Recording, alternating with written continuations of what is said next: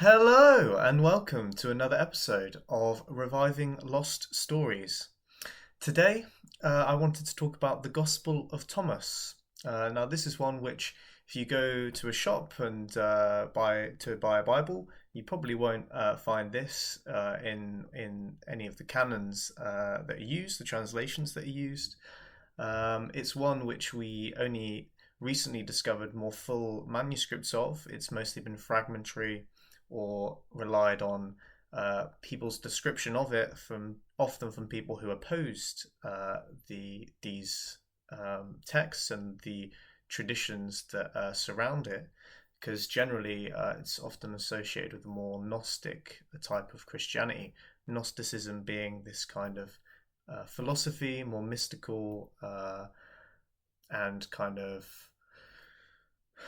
cross religion kind of interpretation and way of being in religion, which kind of, in terms of the actual word, it means knowledge in Greek, gnosis with a G on the front, and yeah, I mean, of course, knowledge has different words in different cultures and different terms are used. Also, Hermeticism is another one which I've talked about, another type of kind of philosophy which is similar to Gnosticism in its way of viewing kind of everything as the divine and a much more kind of pantheistic way of viewing God than these more monotheistic interpretations which the Judeo-Christian traditions at least seem to have centralized around, although other religions too can employ similar principles. But just to kind of dig into this one, the Gospel of Thomas, I think it's very interesting because, well, the image here, I believe, is of the Nag Hammadi copy of the Gospel of Thomas, which is written in Coptic, which is a language of Egypt around the time just after Christ lived. So it's evolved from kind of ancient hieroglyphics. Uh, but so originally we don't know what language this would have been in, but we have the Coptic, which is the Egyptian language that was kind of around at the same time as Greek. So it's possible that it would have originally been written in Greek. And also, we don't know, given that a lot of it is the sayings of Jesus in a way that's different from the canonical Gospels. If you read your Bible that you can get in the shop or might be around your house, you might notice that there's a lot of narrative as well as the words of Jesus. The words of Jesus are often highlighted or some kind of way that they're signified, but they're interlaced with kind of narrative from the third person perspective of the disciple.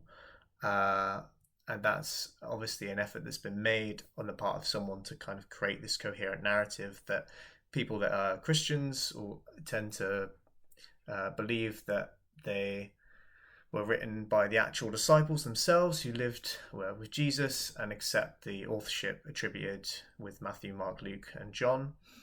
But this one's one about Thomas, who is another one of the disciples of Jesus, who's mentioned, and I'm going to get into a little bit more about the significance of that, but I think it's just interesting to note as well at the start of all this that the Thomas and like Didymus, I believe as well, are both kind of words for double, and there's this kind of idea of twin that's like intertwined even with the name and the figure of Thomas.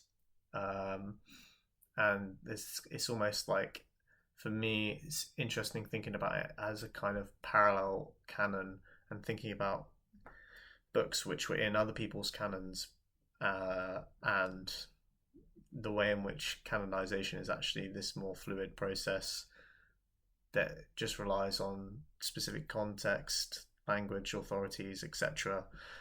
Um, so yeah, I mean, I've already talked a little bit about the language, but just to kind of point out where Nag Hammadi is, just so you can see it on a map, it's, they're quite far down the Nile, but I mean, there's a lot of history, of course, with the Jewish people and this region of the world. And even Jesus himself went there just after he fled Bethlehem, according to the story in the Synoptic Gospels. So there's always been a strong Christian or Jewish presence throughout this kind of region of the world. And yeah, it's interesting where a lot of the manuscripts have been discovered. It's hard to date them precisely, but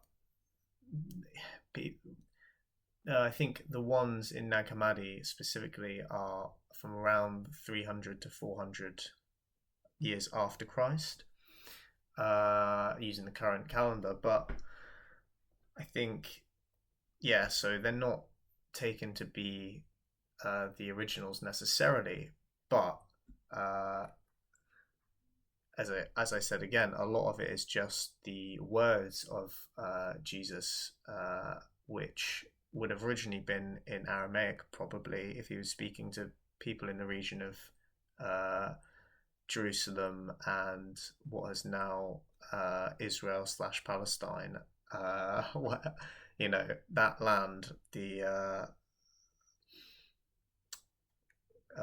yeah, there next to the Dead Sea, and Nazareth which was where Jesus was for most of his life, before he went through Galilee and Jerusalem, and yeah, so he probably would have been speaking in Aramaic because that was the language that was spoken mostly at the time, and we only really have the Greek manuscripts. We don't have, there's no, as far as I can find at least, if you found or know of any, then please let me know. But from what I know, we don't have any copies of the Aramaic words of Jesus. We only have the words of Jesus in Greek or in Coptic, as they are here in the Gospel of Thomas from the Nag Hammadi Codex. But you know, we have them in other languages too, like Syriac as well. Syria being another place where Christianity was quite early, because it's quite close to the land of around the Jordan where Jesus lived and preached. So I think it's just important to think about the way that geography affects things. So I always like bringing up a map, but moving on, just to reiterate that from much of what we know of Gnosticism comes from people like Irenaeus here, who is depicted, who someone which again I always think is interesting to note that people have argued to varying degrees that within a lot of these early church fathers there are elements of what could be described as Gnosticism, mysticism, Platonism, and kind of Greek ideas, because they're speaking in the Greek universe. And I mean, even Jesus himself, in the Greek that we currently have, he uses Greek concepts like Hades, as well as the Jewish concept of Sheol, to describe the underworld using two different terms, because the point is that the concept of the underworld is ubiquitous in all cultures, even if you use a different term. So Jesus himself, even within the canon that we currently have, says that he has this ability to speak between cultures as well, because the truth that he is uttering isn't confined to the specific setup and context of any one people or place. But that being said, I think it's interesting to think about how the words that he spoke probably would have originally been in Aramaic, even though he would have also been able to use Greek words, potentially, especially concepts like Sheol, because he was living at a time with the first kind of real kind of empire that spanned what was then known as the kind of known world. So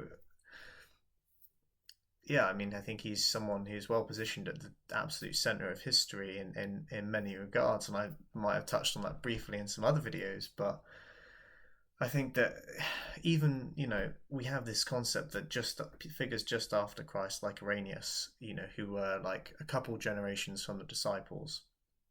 We have this idea that they were, they opposed Gnosticism and opposed gospels such as the one I'm about to read from.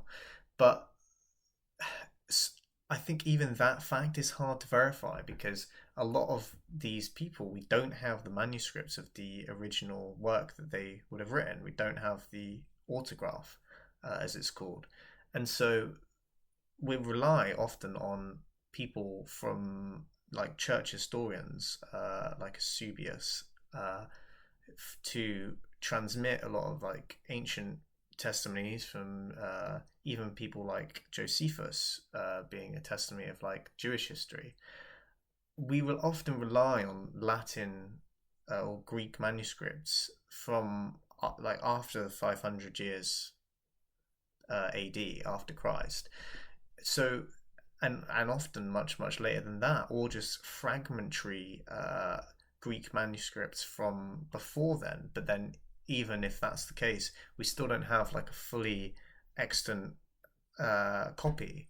Uh, that is solid in that way that we can go, yeah, that's it. This is the definitive version of like what this person was saying and stood for and believed. And so it's so hard. It really is a game of whispers, really. History so often, and thinking about like the motivation of the person who's compiling each source is very important because they're constrained by their own circumstances, and often the source isn't actually the original, and we have to realize it's been filtered through various copies, and each of those people had a different motivation and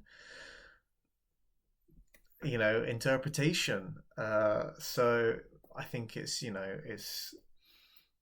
in all this. It's not to say that I'm not trying to sow division. I think that's also part of what I'm trying to say here. Is like I don't think that like believing even like your relationship with history can be so fluid because the present is so fluid and everything is. It's all just well, it's all just waves, of course, but like it's you can change the connections just like you can change anything in your brain. You can make a new habit, you can change yourself, right? And that's it's just it's not static. Nothing is. That's another that'd be another kind of way of uttering some kind of Buddhist maxim about impermanence, and just that everything is change and everything can change. And I don't think that we have to, I don't think that we can be certain in the way that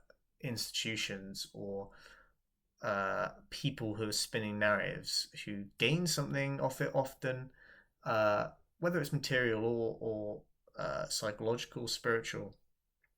It's I think you just gotta always question people's motivation and also realize that people often, even if they don't know, if they're not aware of what they're doing, they still might not be doing what they're doing for good reasons, especially in the case of people that would use, figures like Irenaeus after his death to then justify, treating someone else badly, persecuting people. Like the history of the Catholic Church and its persecution of Gnosticism, people like the Cathars, or there's so many, I can't even remember their names, like uh, the like Marconianism and Valentinism. There's many different sects, monasticism as well. There's a whole bunch in early church history, but these people were just forced out of society in a similar way to however we see time and time again play out in as uh, you know cultures and identities fracture and come into conflict, and often there's that language barrier, and an inability to empathize, and again often, I mean, potentially there's a an aspect of the gender dynamics playing out there and it being unbalanced in the way that it, industrialization as a process and the movement of people affects things, and changes different social dynamics. But I could talk about that for a very long time. So before I go into a spiral, I'll just talk briefly about the Council of Nicaea, which is where the Bible as we currently have it was kind of codified and formalized. Used the canon, which was formalized by the Jewish authorities after the destruction of the Second Temple in about 100 AD. So that was the Old Testament that they used, which was in Greek. And then, of course, because it was the Roman Emperor Constantine who called this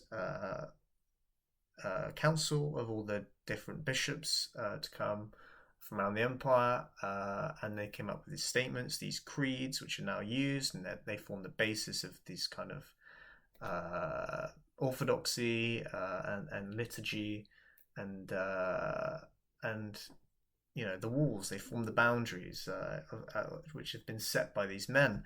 Men such as Constantine, who claimed this vision of Christ in a kind of reminiscent of Paul on his way to Damascus, or as he was known then, Saul. And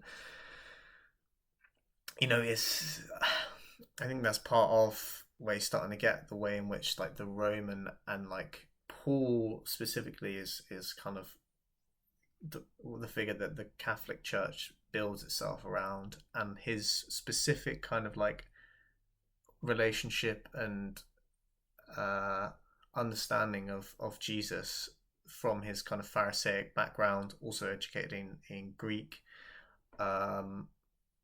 So it's interesting to think about the way in which like the Catholic Church does have a very kind of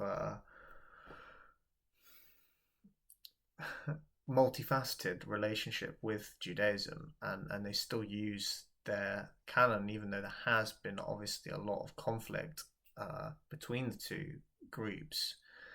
There still is this, especially with the way that they see Paul as the transmission for a lot of the truth, and someone who kind of his interpretation of how you bridge the gap and understand Judaism in relation to Christianity, and like Christ's Jewishness, almost. It's kind of what it is. It's kind of like understanding what it means that he was a Jew, almost, and like how that factors into like who he is, the prophecies, anything like that.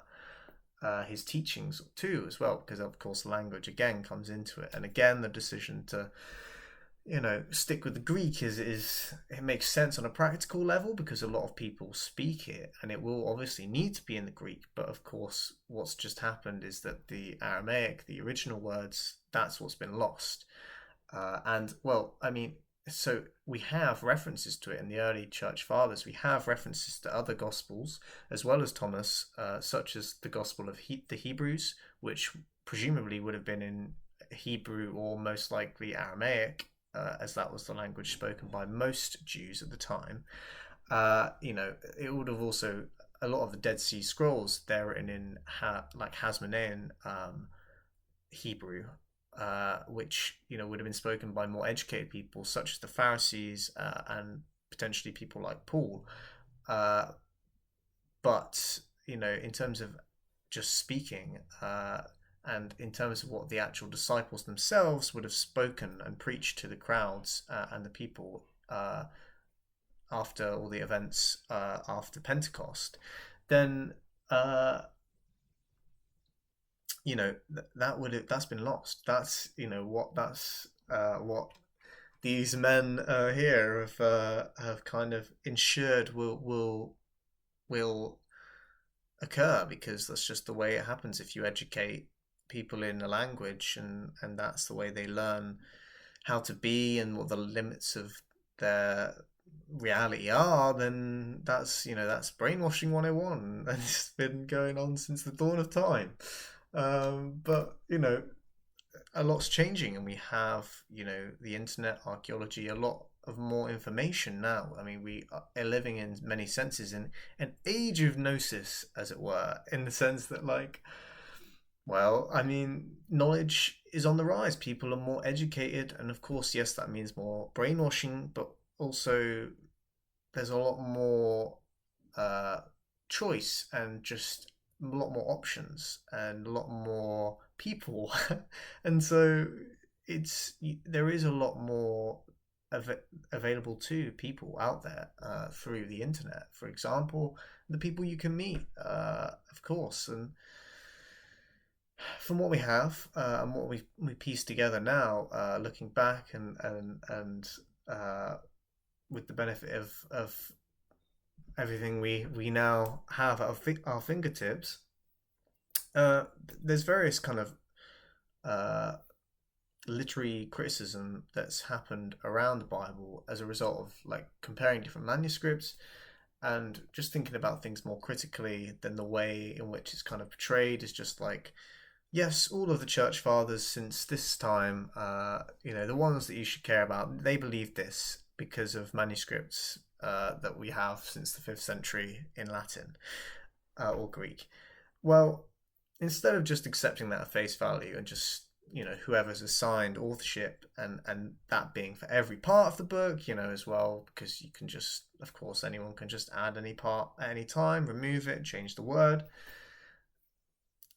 If you don't have the original copy, well, thinking about that original copy and what the original kind of Aramaic, if anyone would have wrote it down, although of course ultimately originally it would have just been spoken because Jesus' message would have been spoken. He himself didn't write down, he preached, right? And then, I mean, none of the Gospels portray it as like Jesus writing it down. It's like originally it's spoken, so it's kind of like trying to grasp that thing which has kind of been lost now to history.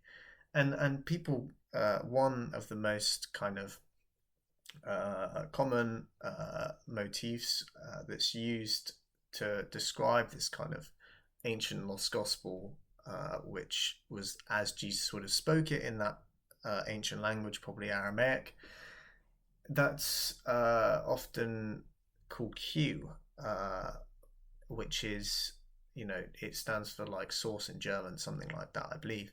That's part of its origin, but basically it just is something similar to like the Gospel of the Hebrews. It's like it's like a proto gospel that then would have been used to as material for the quotations of Jesus that are used in Matthew and Luke, because you can compare like the overlap between all the different gospels and try and think about the way in which like which one comes first kind of thing, who wrote who's first. Like even if you believe that they're all written by who the name is on it, then you still have to think about, okay, well, who's wrote theirs first, and did any of them have a copy of the person who'd written it first before they compiled it, and at what point did the scribes or people kind of compile things together, uh,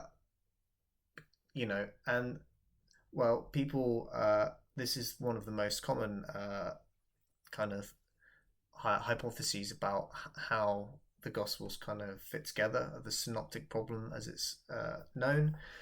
And you also have Mark being written often regarded as earlier, and Matthew also often regarded as kind of being a later gospel because it probably used a material that was sourced from the Gospel of the Hebrews, which could be a candidate for Q, or just a kind of intermediary between Q and Matthew, because you have other ones like M there.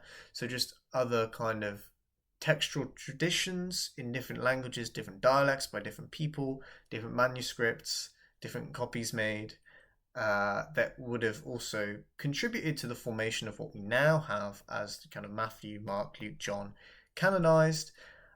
John there is kind of on off to one side because often it's made it's analyzed in that way because the concepts in it are often quite different and its focus is quite different to the kind of historical narrative that's portrayed in Matthew, Mark, Luke, John. In John, by contrast, in John to the Synoptic Gospels, the other three, John, starts off in the beginning was the Word, and the Word was God, was with God, etc.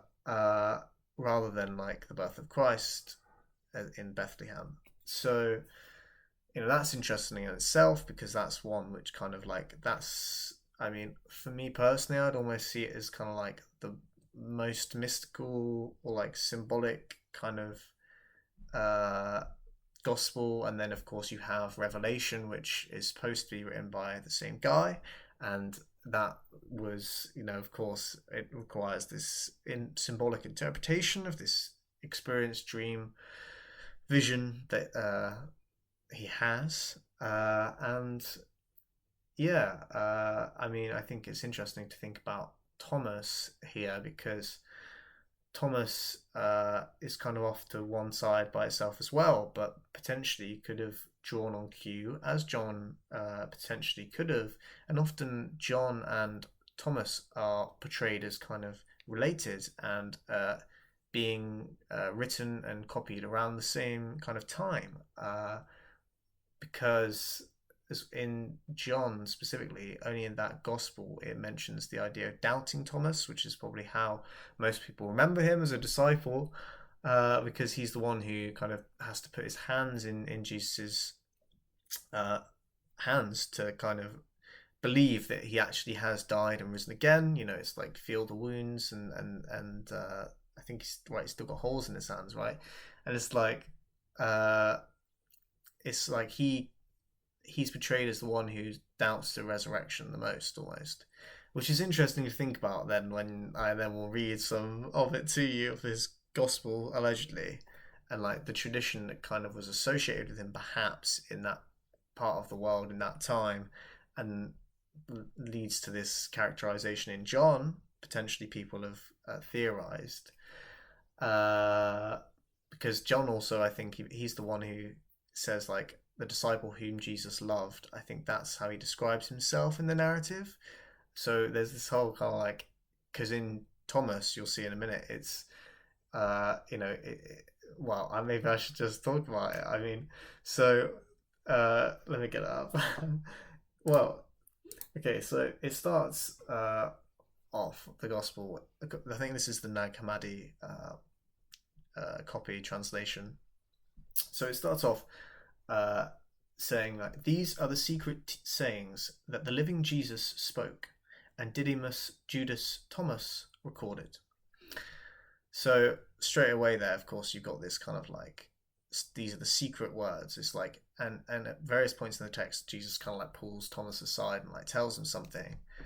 And so you kind of got this, it's almost like a meta story within the story of like how it's kind of almost explaining, it's like alluding to the presence of like multiple interpretations, and just kind of teasing out the dynamics between the disciples themselves as personalities.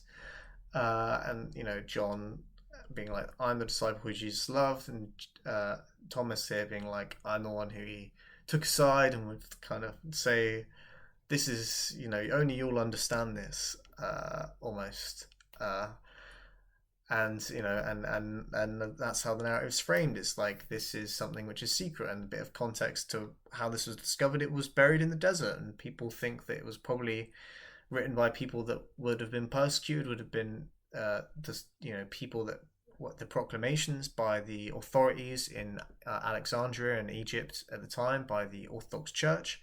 These would have been people that would have been affected by that, and so they buried their scriptures as a result, and that's how they were found. They were dug up. People, they just been buried, like the Dead Sea Scrolls, have been left as a result of persecution, and having to put them there rather than Jerusalem because of the Romans. So it's like this underground kind of scripture, which is now coming to the forefront again, and now we have the internet is forming part of this global awakening. I think personally, as we have the ability to read this in a way that we wouldn't have before.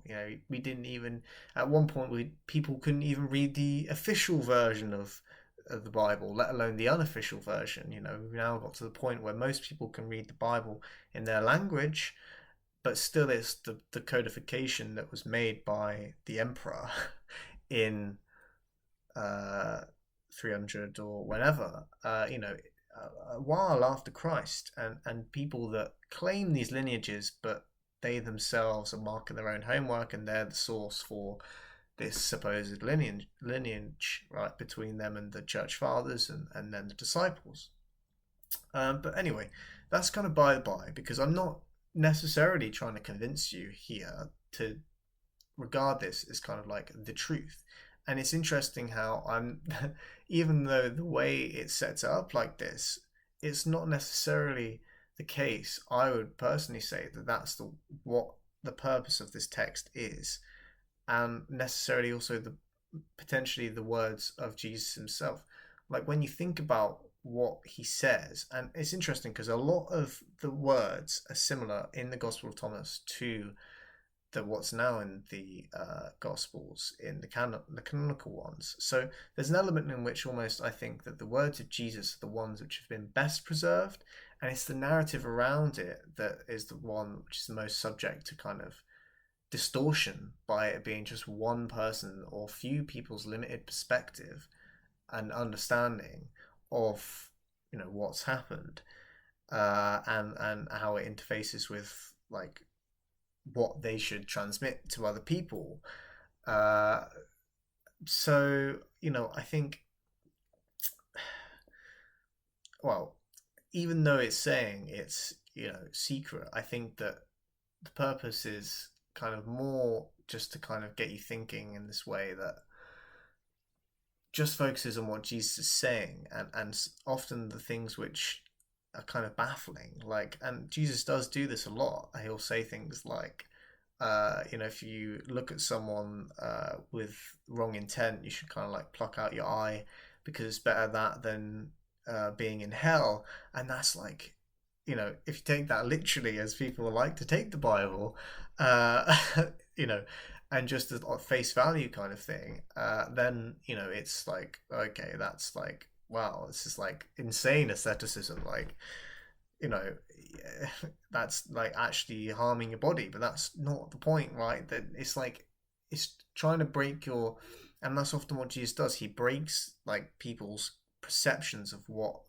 they should be doing or is right, and he just kind of like breaks them out of their way of thinking. It's like, I know, like, what, right now I'm just thinking about the Sabbath. I'm just thinking about the way in which it's like people like, why are you healing people on the Sabbath at the time? And to him in the story, and he says, well, I know it's the Sabbath kind of thing, but the Sabbath was made for man, not man for the Sabbath. So the point being that like you can't just have this legalistic approach to things where you're like, this is right, this is this way of saying things is right, this way of doing things is right always.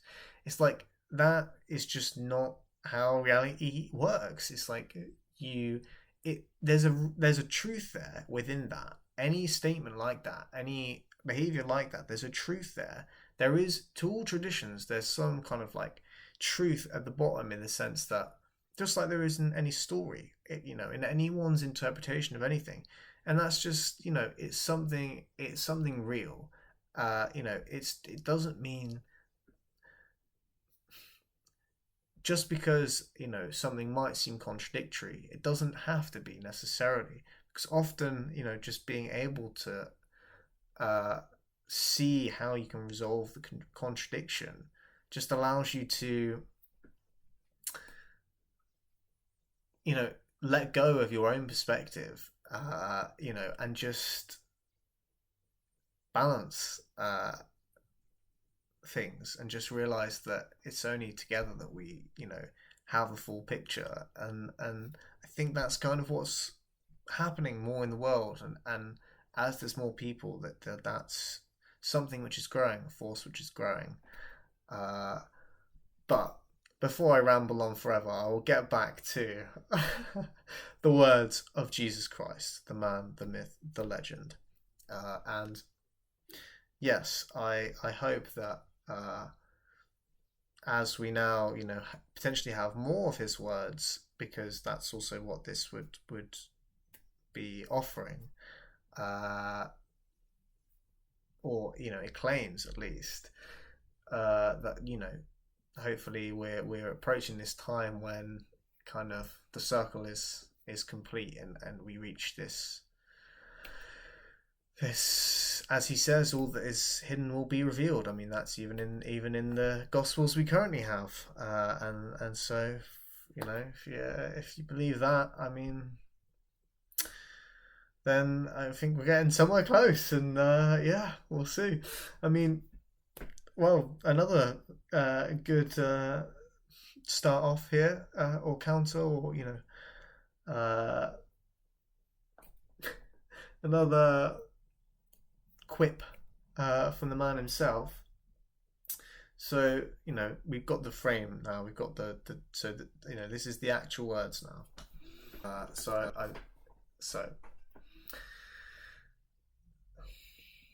these are the secret sayings that the living Jesus spoke, and Didymus Judas Thomas recorded. And he said, "Whoever discovers the interpretation of these sayings will not taste death." Well, that's quite a claim. Jesus said, "Those who okay, those who seek should not stop seeking until they find. When they find, they will be disturbed. When they are disturbed, they will marvel and will reign over all." And then in brackets, as in some manuscripts, "and after they have reigned, they will rest." Jesus said, "If your leaders say to you, 'Look, the Father's kingdom is in the sky,' then the birds of the sky will precede you. If they say to you, 'It's in the sea,' then the fish will precede you. Rather, the Father's kingdom is within you, and it is outside you." A little bit of hermeticism there, potentially, from Jesus the Morning Star. When you know yourselves, then you will be known. Love that. And you will understand that you are children of the living Father. But if you do not know yourselves, then you live in poverty, and you are the poverty. I mean, it's that, there you go. It's like this, you can see that the Gnostic kind of concept, like we're all God. That's kind of the concept. We're all parts of God. God is like the summation. God is the spark, and the duality, but the non-duality too. And I think that you'll see that as a thread throughout this. Jesus said, "The person old in days won't hesitate to ask a little child 7 days old about the place of life, and that person will live. For many of the first will be last and will become a single one." And I mean, all of these I'm just kind of taking out like things which I think are kind of the most fascinating to me most immediately. And here it just makes me think about that phrase, "the first will be last." That's in the canonical Gospels, but it's like the way, the framing, and also often like the end of it, like the punchline almost of like what Jesus is saying seems to be missing from like the canonical Gospels, and that's kind of often, I think, what makes it harder to understand. It's because we have lost this Q source, and Gospels like Thomas kind of point towards this Q source more. And it's not to say that they are the definitive, these are the words of Jesus Christ, because it's written in Coptic, and now it's written in English, and it's like, that's not the point. The point is just like, does this thing get me closer? Does this help me understand more about the culture at the time, get closer to Christ in terms of the actual manuscripts, the people that we have, the connections? And I know. I mean, for me, that's interesting when says will he become a single one as well, and there's that again, this kind of like uh kind of unity of opposites, which is present in Hermeticism and Gnosticism, and now, if you believe this, is part of how Jesus' message is kind of being portrayed, is this more kind of meditative, kind of almost Buddhist kind of quality to things that he is saying, and it's almost like a cone. That's what it makes me think of, like what they use in Zen Buddhism. It's almost like a riddle. It's like something. It's like yeah, like a riddle that has a punchline. It's like something that, like, when you say the answer, like, breaks your mind out of like thinking about things in that way, and it just like makes you see there's this whole other like meta realm of concepts or like humor, uh, that's happening here, and that kind of plays out with the narrative too. It's like Jesus like taking aside like one disciple at different times, like saying specific things to them. It's almost, there's a humor there, I think, which kind of, for me, that's what kind of comes out of something like this. It's like the more of like the humor almost of Jesus, in a way that I think is, if he's the Messiah, he's like this Son of God. He's like this enlightened being that knows, everything that's possible for someone who's fully human and fully God to know. And you know, would he not be? Would there not be joy? And would there not be? I think that you see that it's already in the canonical Gospels, but I think even especially in ones like this, and I don't know. It just, I like just trying to think about, just actually what Jesus was like, and not just think about it through your own filtered cultural bias and the way that we represent Christ, and the way that we project ourselves onto him often, and onto other people, and the way that our perception of others is a reflection of ourselves, and vice versa. Their perception of us is often a reflection of their selves, although of course we can truly see each other's too when we are in each other's presence, especially. But now through the marvels of technology, we have this crazy box that can transmit a feed of light to your eyes as if you were here. It's not quite the same, of course, but it's quite something, for sure. Writing was one thing. Video is quite another way of externalizing information, and things that are happening, and yeah, the language as well. I mean, like, well, we've kind of reached the point of language centralization anyway, but that's by the by. Anyway, back to the words of Jesus. Where did I leave off? Okay, so okay. Jesus said, "Know what is in front of your face, and what is hidden from you will be disclosed to you. For there is nothing hidden that will not be revealed." And then in brackets, "and there is nothing buried that will not be raised." Like, again, just what I was talking about. Like, it's like another phrase, and then it's just got that extra like clause, which just gives it that much more context and like oomph almost, and like it's just like he's getting you to think. And you've got to think about the context of who he's speaking to. Jewish people who believe in the dead being raised, and that there will be this kind of judgment day at the end of time, which, I mean, I personally do believe in. I think is inevitable, that the circle has to be kind of completed, and that's, of course, linked in with the sun and things like that, and that's got an expiry date. It's all just an antimatter and matter. When the ratio is 1, then the universe can't do anything, and entropy is at the maximum. But well, if you're interested in that, you might want to check out some more sciencey stuff I've done. But back to this before I get way off track. Uh, so his disciples asked him and said to him, "Do you want us to fast? How should we pray? Should we give to charity? What diet should we observe?"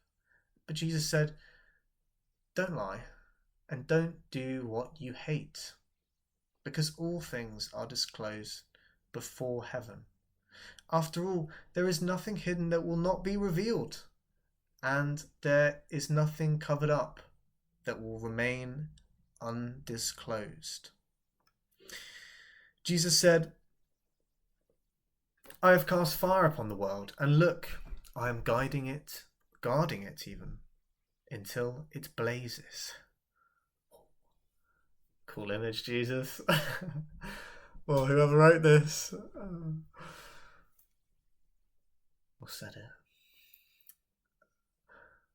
The disciples said to Jesus, "We know that you are going to leave us. Who will be our leader?"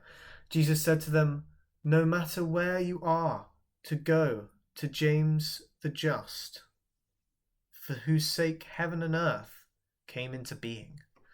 That's interesting, of course, because James is the brother of Jesus, according to the history and the accounts and the gospel, well, not the gospels, I can't remember which exactly, but the New Testament, both canonical and non-canonical. And yeah, I mean, that is interesting because it's like focusing on the church in Jerusalem. So this is a way in which I guess the text is kind of claiming this ancient authorship, going right back to the words of Christ, because it's kind of as if they're still alive. He's still alive, and the church in Jerusalem is still there before it gets destroyed and they get scattered.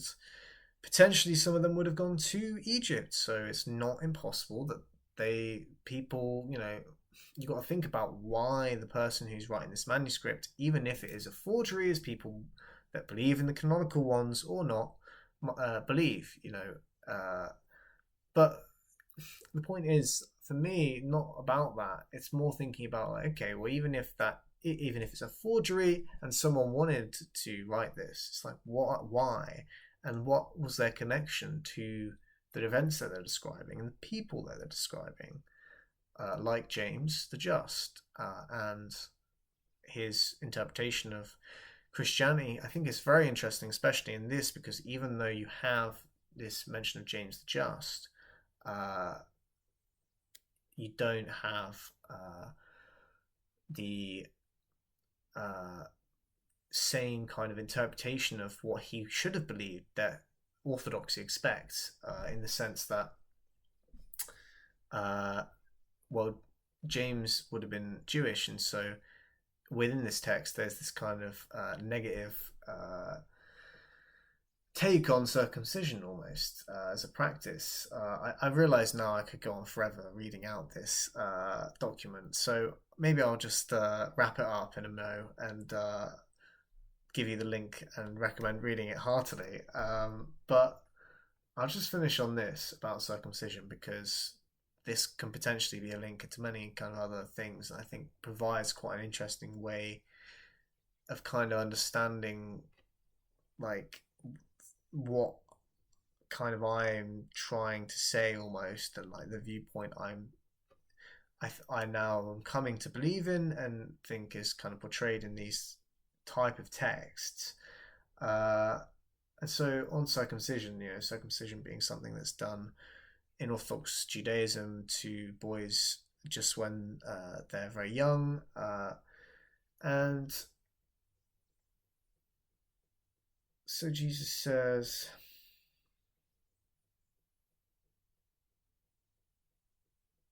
his disciples say to him, "Is circumcision useful or not?" He said to them, "If it were useful, their father would produce children already circumcised from their mother. Rather, the true circumcision in spirit has become profitable in every respect." No, I mean that for me is I mean I think that makes sense. Like just on a kind of rational level, just thinking about the way in which if you're prepared to accept that potentially the narrative that's been crafted by the authorities is one which is not best suited to the benefit of everyone and has is skewed by their desires and uh, perspectives, fears, everything that makes them them. And I mean, for me, circumcision just seems like something. I mean, it's just anything like that. It just and the justification is like God commands it, and it's like that's the sign of the covenant. That's what makes them Jews, and that gives them their identity. But it's like this weird, like for me, it's just like cultural trauma replaying itself in the way that like once someone has it done to them, then they'll, it's a way of like, if it is a tradition, then it gives it some meaning. But without that, it's just like, why? And Jesus says here, it's like they're born with it. So it's like something is being lost, something is being taken. When that happens, something changes. And Jesus, he focuses more on this on the spiritual. He's saying that's not the point. It's like almost that circumcision has kind of distracted you from the spiritual. It's like it's people think that they're saved just because they're circumcised. That makes them the chosen people. That makes them God's people. It's like that's no to become God. It's like to become God's person, to become a child of God. You have to become as a child, like Jesus says, and all that that entails. But that's something which is a holistic thing, and it's a very personal thing as well. And it's not. It's it's primarily spiritual, and it interacts with your body, and the body is in many ways a mirror of what's happening spiritually. Uh, but ultimately, the focus and people's focus, I think, should be on the spiritual. Uh, and the spirit guides the body and just allowing that to happen and that kind of order of things to that which for me would be more balanced, although obviously it changes in the moment, but just try and I think the natural kind of tendency of society just kind of is like more material focused, and that's the way your brain operates, and it's like the effort, the almost the purpose of life, like the gradient that you're going up, Sisyphus up the hill, is like towards spirit. It's like allowing spirit to guide your body, uh, and I think that's what Jesus is kind of pointing out here, and that's a way in which he departs from Jewish, Orthodox Judaism at least, and Judaism of his time, the Second Temple, which is what we have now, the text that we now have, the monotheism that we now have, that's all Second Temple. I think that's what Jesus is in conflict with, and that's what he's trying to. That's what he's been sent to do. Almost, is kind of reveal the deception. And another part in this text, he says like the Pharisees have the keys to the knowledge, but they haven't, let anyone in. They haven't gone in themselves. It's like they're the gatekeepers. That's how he describes them, and they still exist, gatekeepers, and they always will. It's just a gradient that plays out in society. It's just a dynamic that's inevitable, but so too I think is the antithesis, and everything will have its union in the end. I believe personally, and I think that's what documents like Thomas allude to, and I think that if the church was more open to that, then there'd be less division, and we'd be closer towards that unity. And that doesn't mean that there's not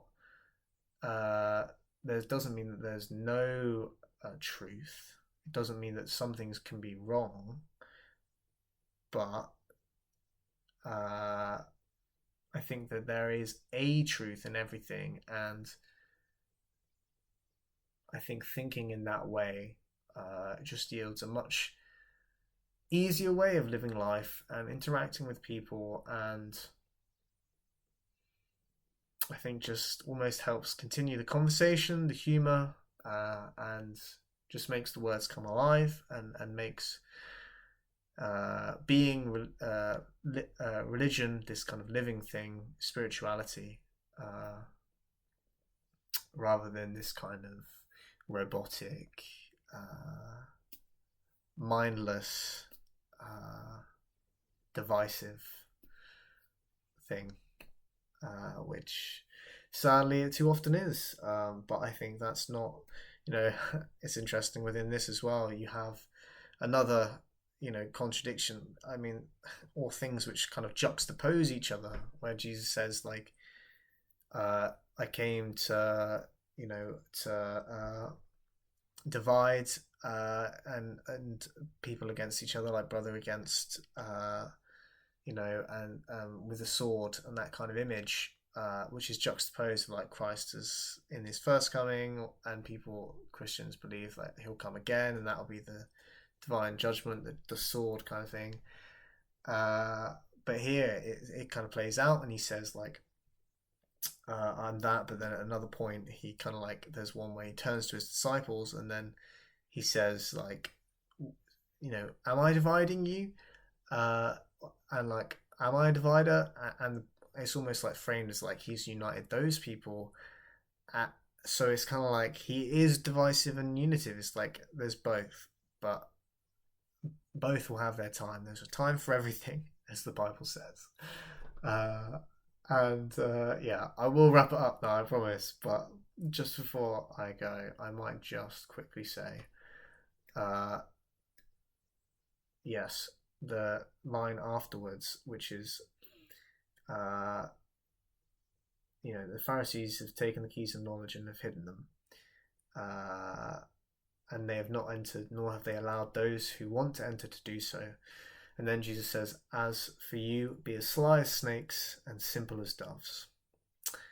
And that, I think, is fascinating, because that's, again, another symbolic key to all of this, and the way in which Jesus kind of, he's the one who slays the snake, but also, yeah, it's, that is a kind of image of this kind of serpent rising, like the serpent on the pole, and how he is the morning star, how he's taken on this cycle of death and rebirth, and which is present in figures like Sophia, who is pictured here, and is talked about in